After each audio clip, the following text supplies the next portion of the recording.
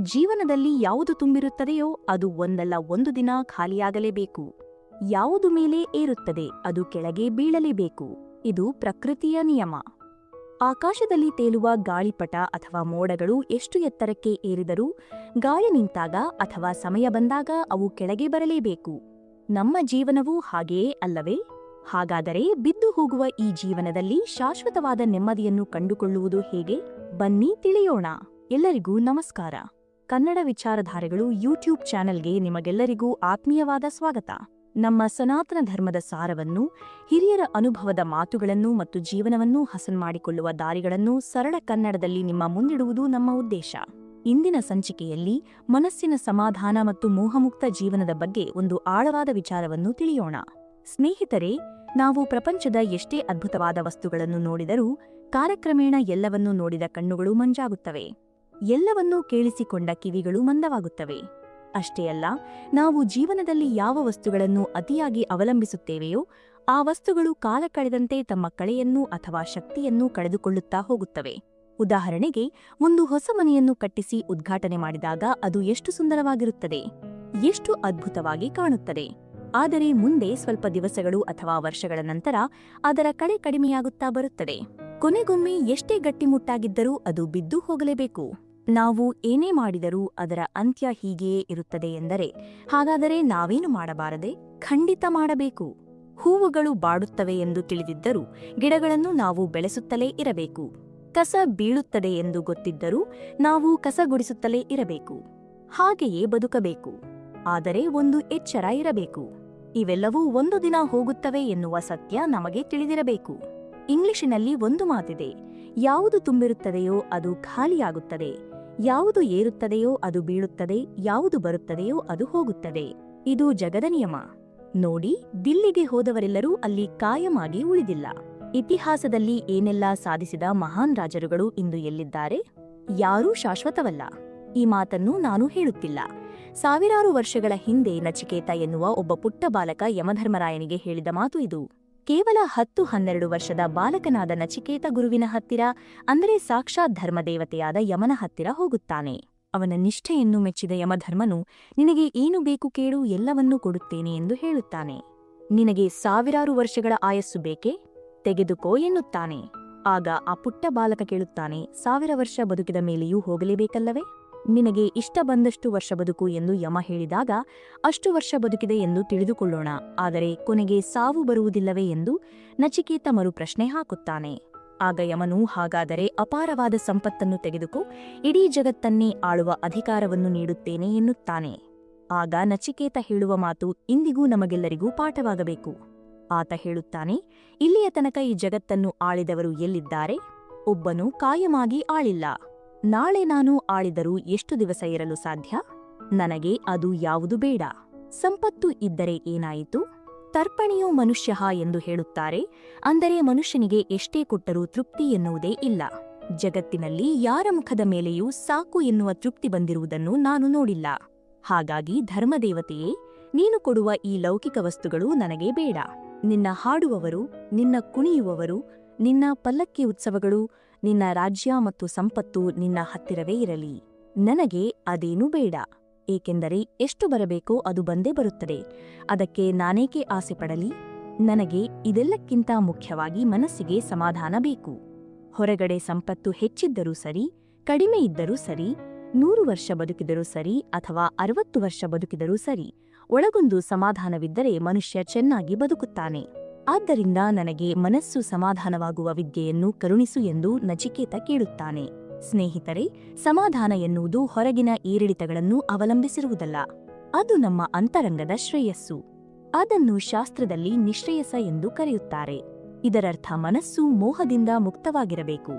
ಮನಸ್ಸಿನಲ್ಲಿ ಶಾಂತಿ ಮತ್ತು ಸ್ವಾತಂತ್ರ್ಯ, ಅಂದರೆ ಪೀಸ್ ಅಂಡ್ ಫ್ರೀಡಂ ಇದ್ದರೆ ಮಾತ್ರ ನಾವು ಜೀವನವನ್ನು ನಿಜವಾಗಿ ಅನುಭವಿಸಲು ಸಾಧ್ಯ. ಒಂದು ಮನಸ್ಸು ಶಾಂತವಾಗಿರಬೇಕು, ಇನ್ನೊಂದು ಅದು ಮುಕ್ತವಾಗಿರಬೇಕು.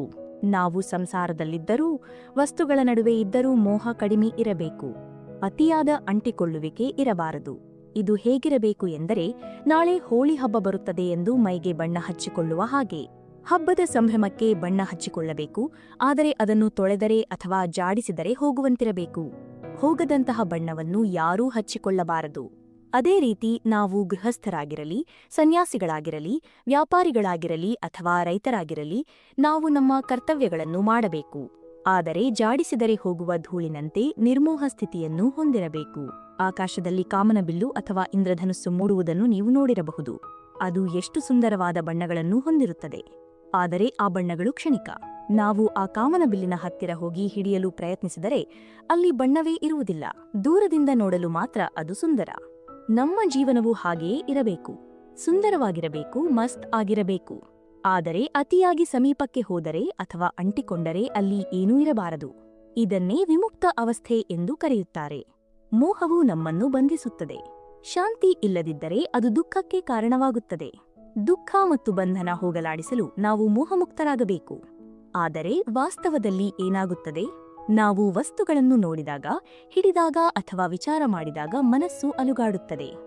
ಆಧುನಿಕ ಮನಃಶಾಸ್ತ್ರ ಮತ್ತು ನಮ್ಮ ಪತಂಜಲಿ ಯೋಗ ಸೂತ್ರಗಳು ಇದನ್ನೇ ಹೇಳುತ್ತವೆ. ಮನಸ್ಸು ಸದಾ ಅಲೆದಾಡುತ್ತಿರುತ್ತದೆ. ನೋಡಿದ ಕೂಡಲೇ ಬೇಕು ಅಥವಾ ಬೇಡ ಎನ್ನುವ ಭಾವನೆ ಬರುತ್ತದೆ. ಸುತ್ತಮುತ್ತಲಿನ ಜಗತ್ತಿನಲ್ಲಿ ವಿಹರಿಸಿದಾಗ ಭಾವನೆಗಳು ಏಳುತ್ತವೆ. ಸುಖ, ದುಃಖ, ಭಯ, ಆಸೆ ಅಥವಾ ತಿರಸ್ಕಾರದ ಭಾವನೆಗಳು ಬರುತ್ತವೆ. ನಂತರ ನಾವು ಅದನ್ನು ಮೋಹಿಸುತ್ತೇವೆ. ಹೀಗೆ ಮನಸ್ಸು ತನ್ನ ಸಮಾಧಾನವನ್ನು ಕೆಡಿಸಿಕೊಳ್ಳುತ್ತದೆ. ಒಂದು ಶಾಂತವಾದ ಕೊಳದ ನೀರಿಗೆ ಸಣ್ಣ ಕಲ್ಲನ್ನು ಎಸೆದರೆ ಅಲೆಗಳು ಏಳುತ್ತವೆ. ನೀರು ಎಷ್ಟೇ ಸ್ವಚ್ಛವಾಗಿದ್ದರೂ ಕಲ್ಲು ಬಿದ್ದರೆ ಅಲೆಗಳು ಏಳುವುದು ಸಹಜ. ಆದರೆ ಆ ಅಲೆಗಳು ಶಾಶ್ವತವಾಗಿ ಇರುವುದಿಲ್ಲ. ಸ್ವಲ್ಪ ಸಮಯದ ನಂತರ ಕಡಿಮೆಯಾಗಿ ನೀರು ಮತ್ತೆ ಶಾಂತವಾಗುತ್ತದೆ. ಆದರೆ ನಮ್ಮ ಮನಸ್ಸಿನ ಸ್ಥಿತಿ ಹಾಗಿಲ್ಲ. ಶಬ್ದ, ರೂಪ, ರಸದಂತಹ ವಿಷಯಗಳು ಬಂದು ಬಿದ್ದರೆ ಮನಸ್ಸಿನಲ್ಲಿ ಅಲ್ಲೋಲ ಕಲ್ಲೋಲವಾಗುತ್ತದೆ. ಅದೊಂದು ದೊಡ್ಡ ಯುದ್ಧವೇ ಆಗಿಬಿಡುತ್ತದೆ. ಜೀವನದಲ್ಲಿ ಜಗಳಗಳು ಇರಬಾರದು ಎಂದಲ್ಲ, ಇರಬೇಕು. ಆದರೆ ಅದು ಮಕ್ಕಳ ಜಗಳದಂತಿರಬೇಕು. ಮಕ್ಕಳು ಜಗಳ ಆಡುತ್ತಾರೆ. ಆದರೆ ರಾತ್ರಿ ಮಲಗುವ ಹೊತ್ತಿಗೆ ಅಥವಾ ಬೆಳಿಗ್ಗೆ ಏಳುವ ಹೊತ್ತಿಗೆ ಎಲ್ಲವನ್ನೂ ಮರೆತು ಮತ್ತೆ ಒಂದಾಗಿರುತ್ತಾರೆ. ಊಟದ ರುಚಿಯನ್ನು ಹೆಚ್ಚಿಸಲು ಉಪ್ಪಿನಕಾಯಿ ಇರುವಂತೆ ಜೀವನಕ್ಕೆ ಒಂದಿಷ್ಟು ಮೆರುಗು ತರಲು ಸಣ್ಣ ಪುಟ್ಟ ಜಗಳಗಳು ಇರಬೇಕು. ಆದರೆ ನಾವು ಏನು ಮಾಡುತ್ತೇವೆ? ಯಾರಾದರೂ ಒಮ್ಮೆ ಬೈದರೆ ಅದನ್ನು ಜೀವನ ಪೂರ್ತಿ ತಲೆಯಲ್ಲಿ ಇಟ್ಟುಕೊಂಡು ಕೊರಗುತ್ತೇವೆ. ಇದಕ್ಕೆ ಬಂಧನ ಎಂದು ಕರೆಯುತ್ತಾರೆ. ಕಾಮ, ಕ್ರೋಧ, ಲೋಭ, ಮೋಹ ಎಲ್ಲವೂ ಜಗತ್ತಿನಲ್ಲಿ ಇರುತ್ತವೆ. ಆದರೆ ಅದು ನೀರಿನ ಮೇಲಿನ ಗುಳ್ಳೆಯಂತೆ ಅಥವಾ ಅಲೆಗಳಂತೆ ಬಂದು ಹೋಗುವಂತಿರಬೇಕು. ಒಮ್ಮೊಮ್ಮೆ ನಮ್ಮ ಧರ್ಮ ಪ್ರಜ್ಞೆ ತಪ್ಪಿ ಹೋದರೆ ಏನಾಗುತ್ತದೆ ಎಂಬುದಕ್ಕೆ ವ್ಯಾಸರು ಮಹಾಭಾರತದಲ್ಲಿ ಬರೆದ ಇಂದ್ರನ ಕಥೆಯೇ ಸಾಕ್ಷಿ. ಪುರಾಣಗಳ ಕಥೆಗಳು ಕೇವಲ ಇಂದ್ರ ಅಥವಾ ಚಂದ್ರನ ಕಥೆಗಳಲ್ಲ, ಅವು ನಮ್ಮದೇ ಮನಸ್ಸಿನ ಕಥೆಗಳು. ನಮ್ಮ ಮನಸ್ಸು ಹೇಗೆ ಕೆಲಸ ಮಾಡುತ್ತದೆ ಎಂಬುದನ್ನು ತೋರಿಸಲು ವ್ಯಾಸರು ಇಂದ್ರನ ಹೆಸರನ್ನು ಬಳಸಿಕೊಂಡಿದ್ದಾರೆ. ಸ್ವರ್ಗದ ಒಡೆಯನಾದ ಇಂದ್ರನ ಬಳಿ ಇಲ್ಲದ ಸಂಪತ್ತಿಲ್ಲ. ಅಲ್ಲಿನ ಮರಗಳ ಮೇಲೆ ಮುತ್ತು ರತ್ನಗಳೇ ಬೆಳೆಯುತ್ತವೆ. ಹಾಡುವವರು, ಕುಣಿಯುವವರು, ಸವಿಯಾದ ಊಟ, ಹೀಗೆ ಕಲ್ಪನೆಗೂ ನಿಲುಕದ ಭೋಗದ ಜೀವನ ಅವನದು. ಇಂತಹ ಇಂದ್ರ ಒಮ್ಮೆ ಆಕಾಶದಲ್ಲಿ ಸಂಚರಿಸುತ್ತಾ ಕೆಳಗೆ ನೋಡುತ್ತಾನೆ. ಅಲ್ಲಿ ಒಬ್ಬ ಋಷಿಯ ಪತ್ನಿ, ಅತ್ಯಂತ ಸಾತ್ವಿಕಳಾದ ಹೆಣ್ಣು ಮಗಳು ದೇವರ ಪೂಜೆಗಾಗಿ ಹೂಗಳನ್ನು ಸಂಗ್ರಹಿಸುತ್ತಿರುತ್ತಾಳೆ. ಆಕೆಯನ್ನು ನೋಡಿದ ಕೂಡಲೇ ಇಂದ್ರನ ಮನಸ್ಸು ಚಂಚಲವಾಗುತ್ತದೆ. ತಾನು ಸ್ವರ್ಗದ ಅಧಿಪತಿ ಎಂಬುದನ್ನು ಮರೆತು, ಸಾವಿರಾರು ವರ್ಷಗಳ ಕಾಲ ಅನುಭವಿಸಿದ ಸುಖವನ್ನು ಮರೆತು ಅವನ ಮನಸ್ಸು ಕೆಳಗೆ ಇಳಿಯುತ್ತದೆ. ಆಕೆಯ ಚಿತ್ರಣ ಮನಸ್ಸಿನಲ್ಲಿ ಮೂಡಿದ ಕೂಡಲೇ ಅವನು ತನ್ನತನವನ್ನೇ ಕಳೆದುಕೊಳ್ಳುತ್ತಾನೆ. ಅವನು ಕೆಳಗೆ ಇಳಿದು ಬಂದು ಆಕೆಯನ್ನು ಮೋಹಿಸಿದಾಗ ಆಕೆಯ ಪತಿಯಾದ ಋಷಿಯು ಬಂದು ಇಂದ್ರನಿಗೆ ಶಾಪವನ್ನು ನೀಡುತ್ತಾನೆ. ಎಷ್ಟೇ ಎತ್ತರದಲ್ಲಿದ್ದರೂ ಮನಸ್ಸು ಒಮ್ಮೆ ಸೋತರೆ ಮನುಷ್ಯ ಪಾತಾಳಕ್ಕೆ ಬೀಳುತ್ತಾನೆ ಎಂಬುದಕ್ಕೆ ಇದೇ ಸಾಕ್ಷಿ. ನಮ್ಮ ಜೀವನದಲ್ಲೂ ಹೀಗೆಯೇ ಆಗುತ್ತದೆ ಅಲ್ಲವೇ? ನಮ್ಮ ತೋಟದಲ್ಲಿ ಸಾವಿರಾರು ಹಣ್ಣುಗಳಿದ್ದರೂ ಬೇರೆಯವರ ತೋಟದಲ್ಲಿರುವ ಹಣ್ಣು ನಮಗೆ ಬೇಕು ಅನ್ನಿಸುತ್ತದೆ. ಮನೆಯಲ್ಲಿ ಹೊಸ ಚಪ್ಪಲಿಗಳಿದ್ದರೂ ಪರರ ಹಳೆಯ ಚಪ್ಪಲಿಯ ಮೇಲೂ ಆಸೆ ಹುಟ್ಟುತ್ತದೆ. ಮನುಷ್ಯನ ಮನಸ್ಸು ಎಷ್ಟು ವಿಚಿತ್ರ ನೋಡಿ. ಇಲ್ಲಿ ಇಂದ್ರ ಬಿದ್ದದ್ದು ಏಕೆ? ಏಕೆಂದರೆ ಆ ಕ್ಷಣದಲ್ಲಿ ಅವನಲ್ಲಿ ಧರ್ಮ ಪ್ರಜ್ಞೆ ಇರಲಿಲ್ಲ. ಇದು ಸರಿ, ಇದು ತಪ್ಪು, ಇದು ಸತ್ಯ, ಇದು ಅಸತ್ಯ ಎಂದು ಹೇಳುವ ವಿವೇಕದ ಪ್ರಜ್ಞೆ ಜಾಗೃತವಾಗಿರಲಿಲ್ಲ.